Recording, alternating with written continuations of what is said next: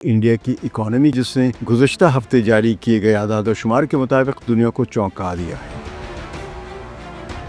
सिर्फ ये growth rate ही का इजाफा नहीं हुआ बल्कि महंगाई यानी इन्फ्लेशन की शरह भी 2% से कम रही। इनके पीछे एक बड़ी कहानी है, आइए आसान जुबान में समझने की कोशिश करते हैं। लंदन से सहाफ़ी सकलैन इमाम का सलाम कबूल कीजिए।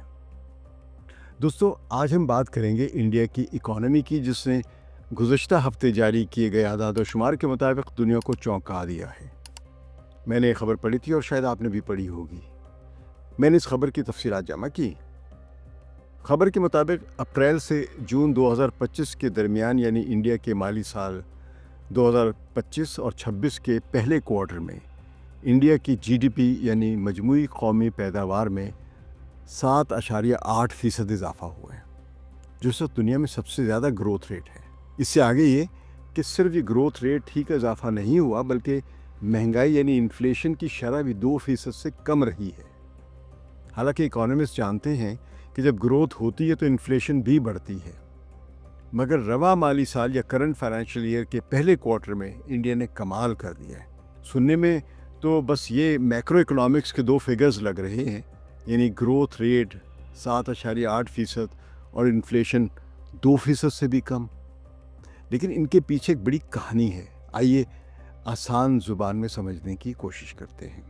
जीडीपी यानी मजमूई कौमी पैदावार को यूँ समझा जा सकता है जैसे एक केक जो पूरा मुल्क मिलकर बनाता है, सब आवाम, हुकूमत, सब अमीर गरीब सब मिलके। जितना ज़्यादा बड़ा केक बनेगा उतना ज़्यादा रोज़गार, उतनी ज़्यादा आमदन और उतनी ज़्यादा मौक़े ज़्यादा होंगे, तनख्वाहें भी बढ़ सकती हैं, सहूलतें भी बढ़ सकती हैं। इन्फ्लेशन क्या होती है? यानी महंगाई को यूँ समझे कि इस केक के अज्जा आटा, चीनी, तेल, दाल वगैरह जो भी इसमें इस्तेमाल होता है, अंडे वगैरह, उसकी कीमतों में इजाफा हो जाए। ये कितने महंगे हो गए हैं, इसे इन्फ्लेशन कहेंगे। अगर कीमतें बहुत बढ़ जाएं तो केक बड़ा होने के बावजूद हम सब के हिस्से छोटे हो जाते हैं, तो इन्फ्लेशन का ये नुकसान भी होता है। लेकिन इंडिया ने कमाल ये किया कि केक को बड़ा भी किया है और अज्जा की कीमतों को काबू में भी रखा है। यही वजह है कि दुनिया इसे एक स्वीट स्पॉट यानी ज़बरदस्त मतवाज़न मौका इकॉनमी कह रही है। इंडिया की इस अचीवमेंट को समझने के लिए ज़रा दुनिया के दूसरे मुल्कों को भी देखते हैं। बस अमेरिका का ग्रोथ रेट इस वक्त सिर्फ 2% है और वहाँ महंगाई 3% से ऊपर है इन्फ्लेशन रेट। यूरोप में तो हाल ये है कि तरक्की तकरीबन रुकी हुई है, आप सिफर कह लें, बाज़ लोग मनफी भी कहते हैं, और कीमतें फिर भी बढ़ रही हैं, यानी इन्फ्लेशन फिर भी जो रही है। चीन जो कभी तेज़ तरीन ग्रोथ रेट वाली इकॉनमी था, आज 4.5% पर लड़खड़ा रहा है। ऊपर से कर्ज और प्रॉपर्टी का बहरान अलग से नाजिल हो चुका है। हालांकि चीन में ये सलाहियत है कि वो इन बहरानों से निपट सकता है, लेकिन बहरहाल ये बहरान मौजूद है। ऐसे में इंडिया में रवा माली साल के पहले क्वार्टर की 7.8% ग्रोथ और सिर्फ 1.55% इन्फ्लेशन, ऐसी परफॉर्मेंस आज के दौर में दिखाना बहुत इम्प्रेसिव और ज़बरदस्त कामयाबी है। इसके लिए इंडिया को वाकई खराज तहसीन पेश करना चाहिए। ताहम IMF का कहना है कि इंडिया की मईशत आने वाले सालों में तकरीबन 6.4% के आसपास बढ़ेगी, नहीं उसके ग्रोथ रेट होगा। इनके मुताबिक मौजूदा माली साल के पहले क्वार्टर के 7.8% का ग्रोथ रेट ज़्यादातर वक्ती है और इसकी वजह कीमतों में कम इजाफा है। बहरहाल इंडिया में ये सब कुछ कैसे हुआ, अब सोचना चाहिए ना हमें, ताकि शायद पाकिस्तान को सबक कुछ मिल सके। इंडियन हुकूमत ये कहती है कि एक दहाई की तैयारी, मनसूबाबंदी, मेहनत और इकनॉमिक रिफॉर्म्स का ये नतीजा है। मोदी हुकूमत ने 2014 में मेक इन इंडिया मुहिम शुरू की ताकि फैक्ट्रियाँ लगे, सरमाया आए और उनके लिए क़वानीन में लचक पैदा की गई, रिफॉर्म्स की गई। फिर 2016 में डीमोनेटाइजेशन यानी पुराने नोट मनसूख करके नए नोटों का इजरा किया गया और डिजिटल सिस्टम को तौसीह दी गई। लेकिन इंडियन हुकूमत के इन इक़दामात से बहुत ज़्यादा कारोबार टैक्स नेट में आया और इंडिया दुनिया का सबसे बड़ा डिजिटल पेमेंट्स वाला मुल्क बन गया, यानी अदायगियाँ करेंसी नोटों के बजाय डिजिटल तरीक़ों से करने वाला सबसे बड़ा मुल्क बन गया। अब इंडिया की किसी भी एक आम सी दुकान पे भी जाएंगे तो वहाँ पे नोटों से अदायगी कम ही देखेंगे, زیادہ تر لوگ اپنے کریڈٹ کارڈ، ڈیبٹ کارڈ یا فون کے ذریعے کر رہے ہیں. یہ ڈیجیٹائزیشن کا فائدہ ہے انہیں. 2017 میں جی ایس ٹی یعنی گڈس اینڈ سروسز ٹیکس متعارف کرایا گیا. پہلے ہر ریاست کا الگ الگ ٹیکس سسٹم تھا. ٹرک ایک ریاست سے جب دوسری ریاست میں جاتے تھے تو ریاستوں کی سرحد پر پھنسے رہتے تھے. جی ایس ٹی نے انڈیا کو ایک ون یونائٹڈ مارکیٹ میں تبدیل کر دیا. یعنی آپ سمجھیے کہ تقریباً 1.5 ارب انسانوں کی ایک مارکیٹ بن چکا ہے انڈیا. اور پھر حکومت نے انفراسٹرکچر پر بھرپور خرچ کیا. ہائی ویز، ریلویز، ایئرپورٹس، دیگر عمارتیں وغیرہ کی تعمیر پر. کہاں 2014 میں public investment G D P کا صرف 0.4% تھی، وہ 2023 تک میں بڑھ کر تقریباً 1.7% ہو گئی. اور بہت بڑا اضافہ، 3 گنا اضافہ. یہ انفراسٹرکچر کی تعمیر چین، روس یا امریکہ نے نہیں کی، بلکہ انڈیا نے خود اپنے ذرائع اور وسائل سے کی. اور پھر آیا 2025 کا بجٹ، جس سال میں اب رہ رہے ہیں ہم، جس سال ان کی یہ اچیومنٹس نظر آ رہی ہیں گروتھ ریٹ کی اور لو انفلیشن کی. تو اس میں وزیر خزانہ نرملا سیتا رمن نے فسکل ڈیفیسٹ یعنی مالی خسارے کو قابو میں رکھتے ہوئے ٹیکسز میں رعایتیں بھی دی. یعنی عقل مندی کے ساتھ خرچ اور بچت دونوں کی. تصویر پوری روشن نہیں ہے، یہ ذہن میں رکھیے گا.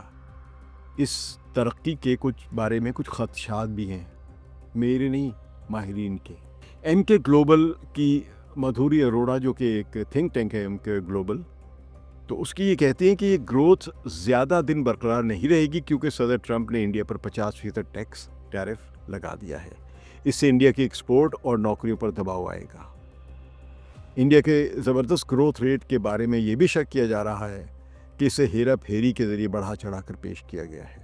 انڈیا میں یورپی بینک ایک ہے، ایچ ایس بی سی کے ماہرین کا کہنا ہے کہ شاید حساب کتاب کے طریقے، یہ جسے میتھڈالوجی کہتے ہیں، اس میں تبدیلی سے یہ گروتھ ریٹ کچھ زیادہ دکھا دیا گیا ہو. پہلے جی ڈی پی زیادہ تر سرویز کے تخمینوں پر نکالی جاتی تھی، جیسے کسانوں نے کتنا اناج اگایا یا چھوٹی فیکٹریوں نے کتنا مال بنایا. اس کا حساب 2004 اور 2005 کی پرانی قیمتوں پر ہوتا تھا، جسے بیس ایئر کہا جاتا تھا. بیس ایئر یہ کہ آپ نے کسی سال کی قیمتوں کو بنیاد بنا کر اگلے سالوں میں جو اضافہ ہوا اس کو انفلیشن سے نکال کے اس میں سے انفلیشن منفی کر کے باقی جو گروتھ ہوئی ہے اس کو دکھاتے ہیں. اور اس کی بنیاد پر آپ اپنا جی ڈی پی یعنی مجموعی قومی پیداوار کا حساب لگاتے، اس کا تعین کرتے کہ اس کا کتنا حجم ہے. مگر اب نیا بیس ایئر 2011 اور 2012 رکھ دیا گیا ہے، بالکل ایسے جیسے کوئی پرانے ترازو سے وزن ناپ رہا ہو اور اچانک نیا ترازو استعمال کرے، تو نتیجہ بہرحال مختلف نکل آئے گا نا.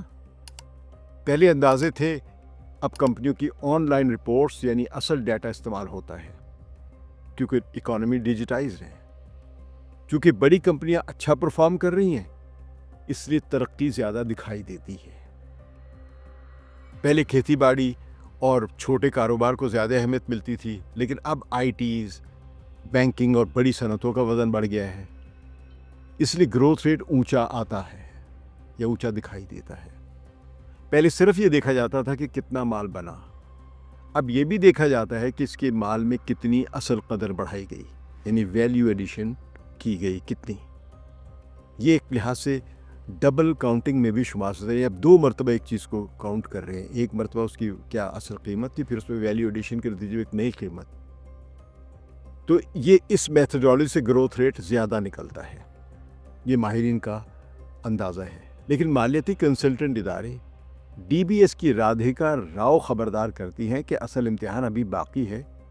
کیا انڈیا ٹیرفس یعنی امریکہ کے ٹیرفس کے دباؤ کو سہ پائے گا؟ کیا جی ایس ٹی کو مزید آسان بنا سکے گا؟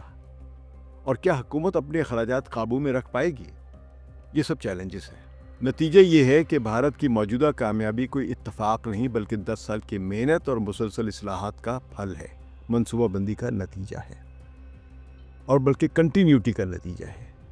7.8% گروتھ ریٹ اور 2% سے کم انفلیشن، یہ عالمی سطح پر ایک بہت بڑی کامیابی ہے.